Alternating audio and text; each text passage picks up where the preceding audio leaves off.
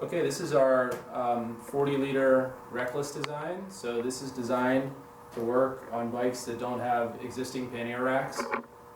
It's 40 liters, so about the size of a medium-sized backpacking backpack. So it's great for like overnight trips on trails and small roads and things like that. We definitely designed it with more thinner profile dirt bike style bikes in mind, but it works on a whole variety of different bikes, even ones with weird shapes and sizes. I have a little CB 175 I put it on sometimes, and I just got back from a trip in Vietnam where I had this on a vintage Russian Minsk. It was a 125cc two-stroke, and my girlfriend traveled with this bag, and it worked great on that bike as well. So it's extremely versatile.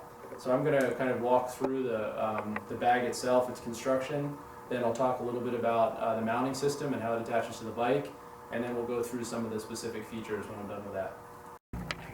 So the main body of the Rackless bag is made out of a ballistic 1680D nylon. So that's what all this black material is. Then our molly pouches, as they are on all of our bags, are made from Hypalon, which is a really tough material. And we use Hypalon here as well as a sort of armor panel on the outside of the leg of the bag. We use metal buckles in many places, and then side release buckles on the back and on the side dry bags. The bottom of the bag is Hypalon on the legs, and then ballistic in the middle. And then all of our dry bags are made from 22-ounce PVC material that has welded seam construction. So they're 100% waterproof. So you can see the bag itself consists of basically 2 legs and a center, and 3 separate dry bags. So now I'm going to walk through how the bag attaches to the bike. There are a couple of pieces of hardware that you need. First, if you have a luggage rack, you won't need these, but if you don't have a luggage rack, as I do not on my KTM 450 here, then you need to have some kind of an aluminum bracket or a way for it to mount to the back of the bike. These are the aluminum brackets we supply. You can see I've got them just drilled into the side of my fender here, but you can mount them on the top or pretty much anywhere you need to. They're super easy to mount. Just drill through the plastic and use a bolt and nut and washer. And then the second piece of hardware that's important is if you have a bike with a high and exposed pipe like this one here, we have this heat shield which comes with the bags, and there's a hose clamp that's also included. And so you have to use those if you have a bike with a high and exposed pipe, because otherwise the pipe gets so hot it'll actually burn a hole in the bag. You can see our exhaust shield has these heat diffusion slots here that kind of allow air to basically pass through there and provide a little extra insulation between the pipe and the bag. I put mine underneath my plastics here too, because I don't want to have a situation where the bag is pushing on the plastic, which is pushing on the pipe. So you just have to mess around with this on your bike, but just be real sure that the fabric of the bag isn't going to come into contact with the hot exhaust. So on the bottom of the bag here, at the bottom of the legs, you can see we have an aluminum bar that is designed to provide some lateral support for the leg to keep things from flopping around. And it also has another function, which is it can be removed, and you can actually adjust the mounting position of the webbing that connects to the frame of the bike. And you can also replace this webbing if you're on a trip and something happens, you have a crash, you tear the webbing. It's really easy to, it's not sewn onto the bag, so you can use string or another piece of webbing or a strap or whatever you want and get back on the road. But it also provides this ability to change the adjusting spot, so that'll change the angle at which the bag sits on the bike. So super easy, just like that.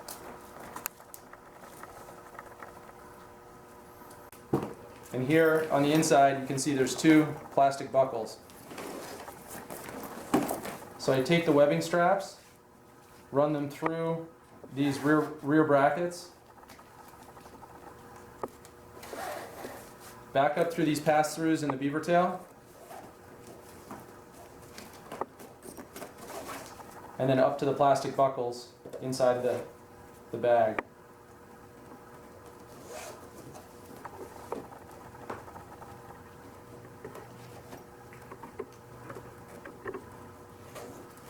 So once those are connected, I'm just going to tighten it down.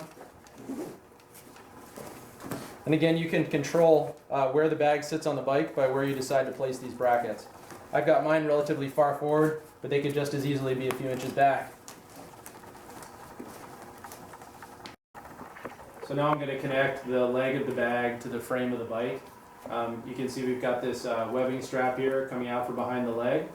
So I'm going to run the strap down behind the frame here, and actually I'm going to do this in reverse because I want to be mindful of the muffler here. We don't want that to end up burning the webbing. So I'm going to come up from the back, up through the cam strap here, and tighten it down. And I've got a pretty good sized gap there between the webbing and the pipe, so that should be okay. With the excess strap length here, you can either cut this to fit your bike, whatever length you want, or you can just kind of tie it off in a quick half hitch like that. Once the bag is set up, it should be a really firm connection to the bike, like it shouldn't be flopping around. We've got a couple of outside compression straps here. So one of them is this middle compression strap. It's got a metal buckle here that hooks into a loop on the side of the bag. And then it's got a pass-through, so it actually runs below this ballistic panel here and then goes around the rear pocket. So depending, if you're not using this pocket, you can use this compression strap to kind of tighten it down. I've got a fuel bottle in there right now, so that just keeps everything real tight. And then we've also got a top compression strap here. So this runs up over the dry bag and connects to a buckle on the main harness. That cinches down like that. All of our straps on this bag, as all of our other bags, have these great strap keepers, so you don't have excess strap lengths flapping around everywhere in the wind.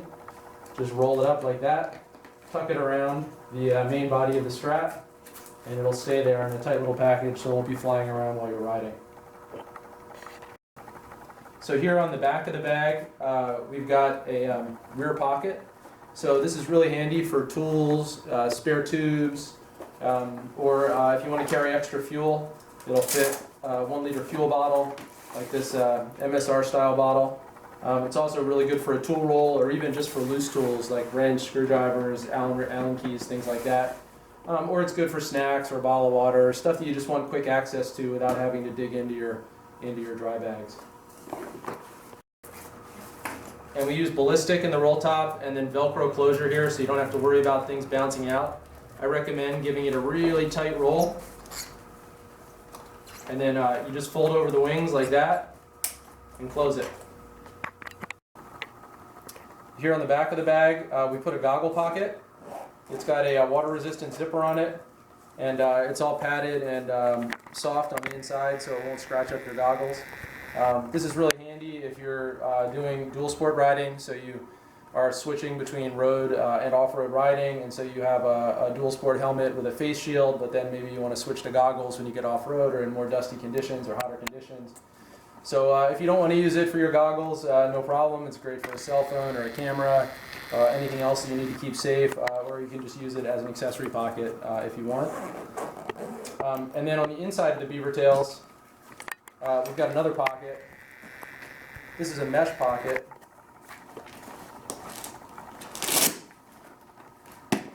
And this is really handy. I've got just some money and ID and credit card in there right now, but it's good for documents, or if you're on an overnight trip, it can be good for like a toothbrush, toothpaste, and other sort of wet dry stuff like that. Just generally a pocket to stuff things in. One more place to stash stuff. So on the back of the bag here, we've got these two flaps that we call the beaver tails, and these are really handy. If you if you want to run light, you don't need the rear bag. You can just close the beaver tails over each other like this, and they will tighten down out of the way, and so you can ride without the rear duffel if you want. If you have the rear duffel, then the beaver tail is a really handy way of stashing things that maybe you don't want to put inside your dry bag. So, for example, if you've got a wet towel or wet swim trunks or a wet rain jacket, things that you don't want to put inside, or last-minute stuff that you just bought on your way up to your campsite, the beaver tail is really handy for that. On the straps that close it, we give you lots of extra webbing. So this whole assembly can actually expand quite a bit. For example, I'll just use my sweater here to show the expansion capability of the beaver tail.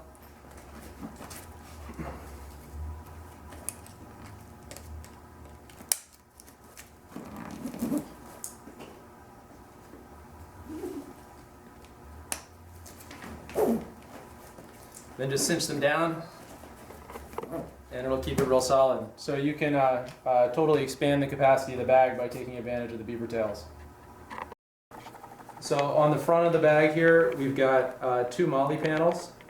These are double strip MOLLE, so they work really well with our small MOLLE storage pouch. So the small MOLLE storage pouch will fit a fuel bottle or a flask, or you can use it for loose tools and stuff like that. You can actually fit 2 of these, so 1 on each panel, and then you have the 2 rear pockets as well. So if gas is a concern, as it is on some of these smaller bikes, if you run 4 fuel bottles, 1 in the back, 1 in the front, 1 in the front, 1 in the back, then you're packing a gallon of extra gas, which gives you a significantly extended range. When you rig the MOLLE pouches on this bag, you just unclip this side compression strap, connect the MOLLE pouch here, and then run the compression strap over the top of the MOLLE pouch. That gives you the ability to just sort of extra cinch it down to the bag. I'll have a separate video on MOLLE. If you're not sure how MOLLE works, I can explain that in that other video. But on this bag, 2 MOLLE panels on the front.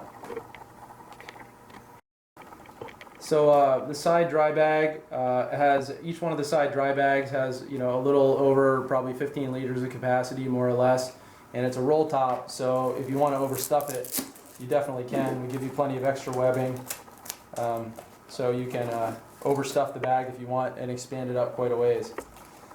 This compression strap goes over the top of the bag, and then the bag connects down on the sides. There's 1 buckle here and 1 buckle on the other side. So those detach, and then you actually bend the wings to the top of the bag here, so this makes like a carry handle. And then the entire dry bag slides out of the harness like that. So this is how the carry handle works on the dry bag when it's not on the bike. That way you can, if you want to leave the harness on the bike at night, you don't want to take the muddy harness into your tent with you, then you just pull the dry bags out and just take this into the tent. We put these clear openings on the front, so you'll be able to see where your stuff is, and you can tell which dry bag you're looking at. The dry bags are 100% waterproof. We use all welded seam construction and PVC, so these are totally impervious to water. You don't have to worry about your stuff getting wet if it's pouring rain, or if you're doing river crossings or whatever. These things will stay totally dry no matter what happens to the harness itself. And additionally, because the harness provides a protective surface for the dry bag, you don't have to worry about this surface getting torn if you drop the bike on it repeatedly. The outside of the harness with ballistic nylon and Hypalon will take all the abuse, and your dry bag stays intact. So this bag, I've just got some stuff, a tent and thermarest stuffed in there right now. But this is approximately the capacity of the bag. And as you can see, we give you a nice long throat on the bag, so if you want to overstuff it, you can. In the back of the bag, right here, there is a removable stiffener, but that gives the bag some structure, helps control flapping on the bike, so your gear isn't bouncing around. And it also makes it easier to get the dry bag in and out of the harness, because it gives you a surface to push against when you're shoving it down in the harness. This strap down here at the bottom is a handle, and this is for pulling the dry bag into position when you're putting it back on the bike. So now I'm going to reload this dry bag and put it back on the bike. So the key to getting these back into the harness, it can be a little bit of a pain in the neck. And so I really recommend either packing the dry bag when it's loaded on the harness, or packing it lightly, but not all the way. Don't tighten it down with the roll top before you put it on the bike. So the stiffener is going to go towards the back of the harness, and when I feed it in, you can see I haven't compressed, and I've actually left my thermarest out of it for now, so it's not fully packed. That's just going to make it a little bit easier to get into the harness. So I'm going to make sure that the this handle here feeds down first.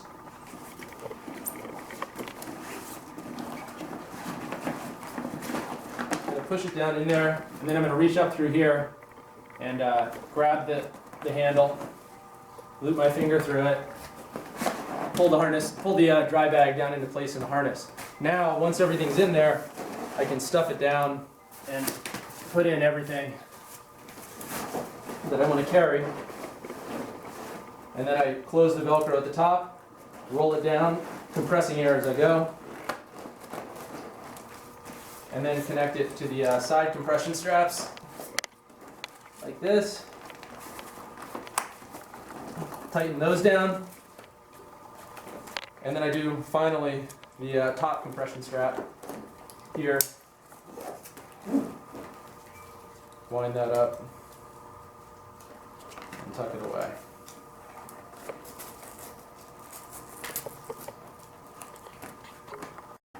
So on the back, we've got this little roll top duffel here, and this is just a little roll top pod. I've got a shirt just stuffed in there right now, big puffy shirt just for illustration, but that's what it looks like inside. Again, welded seam construction. On the bottom, it's got a Velcro patch, and the Velcro patch corresponds with another Velcro patch at the bottom of the harness.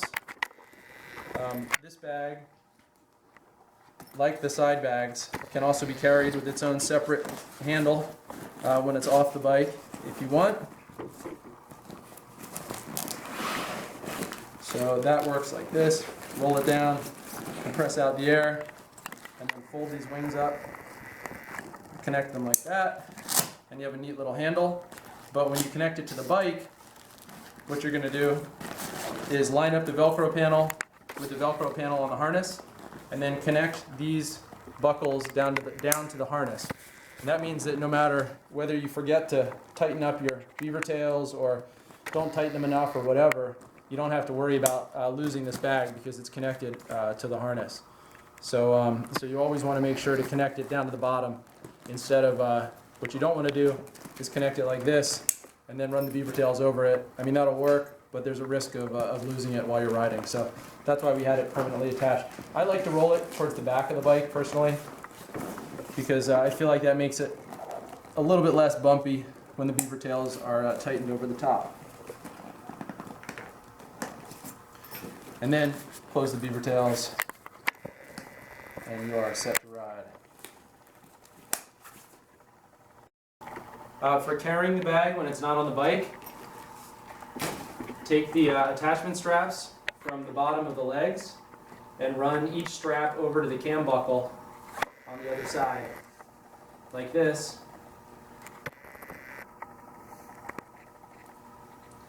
And then these become essentially a convenient shoulder carry strap, so you can transport it to your campsite or to a hotel or back into your house or whatever. Rackless 40-liter Rackless bag system, 360-degree view.